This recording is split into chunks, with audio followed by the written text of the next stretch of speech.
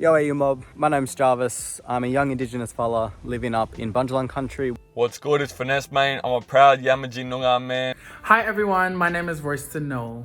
Wominjika, my name's Uncle Mott. I'm a Taungurung filmmaker and content creator. How do you set a boundary when someone asks you a question you don't want to answer? Learning when and how to say no to people is really important. Saying no to that family member or co-worker can be as simple as, I'm not comfortable talking about this right now, can we please move on? Or you might want to flip the script on them and ask them what their opinion on the topic is. I always try to reiterate that there's no one knowledge holder in our culture, and maybe that question is better asked to someone who has a different experience than me. A way I would set a boundary is by being honest with them and also encouraging them to go do their own research. Google has amazing resources. How do you cope when you feel the burden of being a spokesperson for a community? Well, it's hard because you need to find a balance. On one hand, you want to educate and provide as much information as possible, but on the other hand, you don't want to feel like you're required to answer questions all the time. I always find myself back at the mob and quietly listening to their stories. Doing something that you really enjoy, can really relax you and re-energize you for the next time you go into that environment. You need to log off where it's needed and remember that it's not your responsibility to represent all mob all of the time.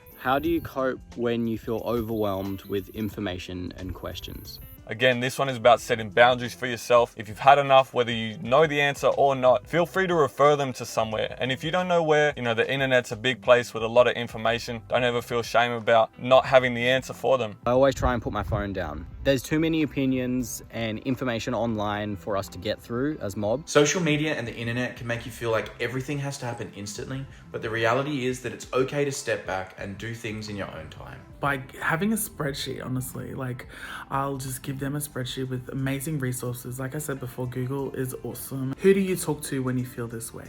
For me, I talk to friends, family, colleagues, anyone who can relate to that experience. Definitely my elders. Just going around, having a yarn, I think it really helps a lot. Our elders are people that pass down knowledge and wisdom. So it's so amazing that we have these people and role models that are able to pass down information that we need in that time and space. I try my best to talk to my elders and community members, specifically my grandparents and my parents. While these feelings can be newish for us, they've been going through similar for decades longer, and their perspectives can really help you process your thoughts in a helpful way. And a yarn with my best mate Duke always helps me to keep my mood up. Righto, you mob. I hope that helps, and until next time, yo way.